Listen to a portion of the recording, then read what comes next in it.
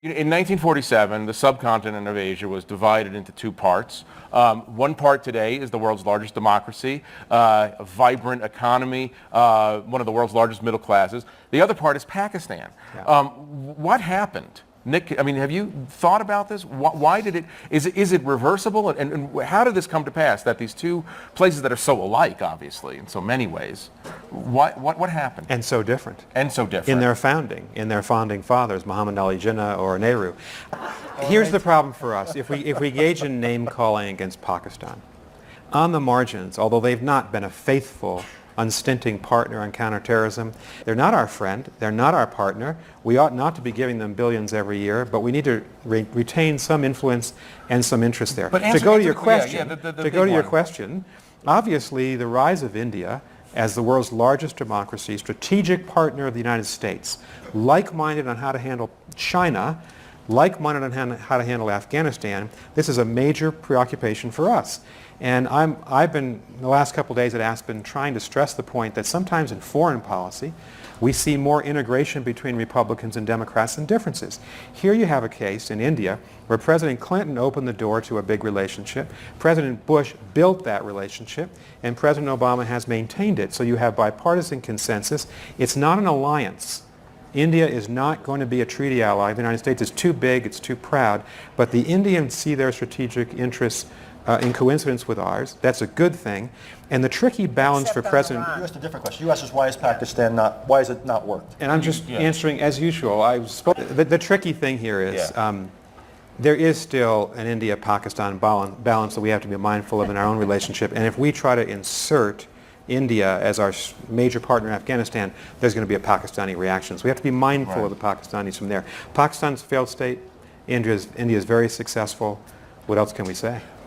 Can you go to that? Building on what Nick was saying, definition of Pakistan from the get-go as a state whose identity was based upon religion, set the stage for certain problems, particularly when it was built upon a society that had very powerful families, in some ways a feudal society where you had very few of the institutions that we would think of as pre-democratic, plus very, very powerful geographic and tribal splits. So it was very hard to build national identity.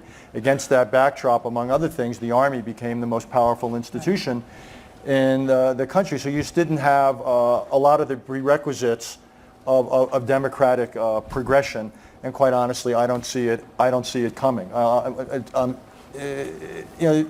friend of mine, actually, was Al Carnesale, when he was dean at the Kennedy School and went on to run Harvard.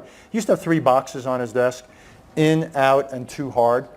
And to some extent, Pakistan is in the too hard box. If your goal is that you think somehow you're going to turn it into a flourishing, liberal democracy, market-oriented country that's going to act responsibly in its national security, ain't going to happen. So that sometimes in foreign policy, your goal is to bring about wonderful outcomes. This is not one of them. Here, the U.S. goal is to try to somehow prevent or forestall awful outcomes. And even, that may not sound like it's ambitious, but in this case, that is mighty ambitious. System and structure than we think. Well, my answer to your first question is that yes, I do believe that Pakistan is a dangerous place. But my second part of that answer is that not for the reasons the Americans think it is. The Americans don't get Pakistan. General McChrystal and many other generals, in fact, American diplomats going back to John Foster Dulles, go to Pakistan and hear one side, and they sometimes believe when Pakistani officials, especially generals, say, well, America must help us solve our problems. It's not America's problem to solve Pakistan's problem. It's Pakistan's problem to solve Pakistan's problem. Then why is Pakistan a problem? Here's the reason. It was a country that was created with very little prior discussion and analysis. People forget. There's been an Egypt for 5,000 years. There's been an Iran for several centuries, for millennia. There's been an India for millennia. Pakistan is only 66 years old. So therefore it has essentially a lot of psychoses more than it has actual threats and challenges. India, for example, I understand that Pakistanis are concerned about India, but as a Pakistani, I look at history. And of course, I know that the American relationship to history is very unusual.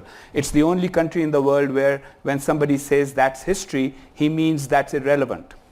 But in case of India and Pakistan, it's important to understand, yes, India has never philosophically accepted the idea of Pakistan, but it has not been responsible for initiating any of the wars with Pakistan. Let's be real about that.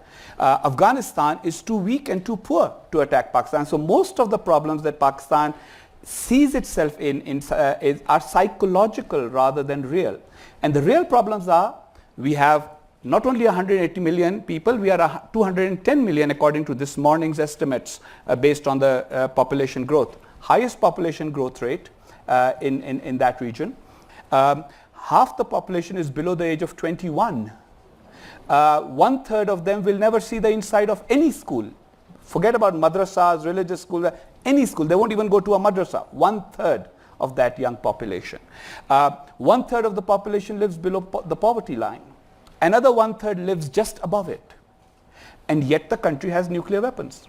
And I am the only Pakistani who has had the guts, in my opinion, to say that, look, the nuclear weapons should have finally made us secure about India. We have mutually assured destruction, so India will never invade us if we really believe India is going to invade us. Well, guess what? We are now like the guy who keeps buying guns to try and protect himself and then say, oh gosh, I can't sleep because I'm afraid somebody will steal my guns. And so now Pakistan has created this new psychosis that the Americans are going to come and take our nukes away.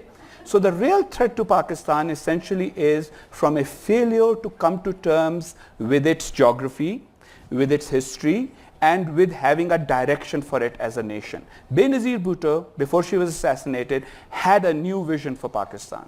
And her vision was, we will focus inwards, we will put the kids into schools, we will keep the nukes, but we will eventually sign up with some kind of international agreement that will make sure that we are not looked upon as a pariah. We will join globalization, and if American aid is available to us, we will use it like Korea did or Taiwan did. We are not going to live as an insecure nation, because that insecurity then makes people think, Al-Qaeda, well, how can we use them against our enemy, India, instead of considering them the enemy? And that is why we have these interrelated problems in Pakistan. So yes, dangerous place, but Americans sometimes don't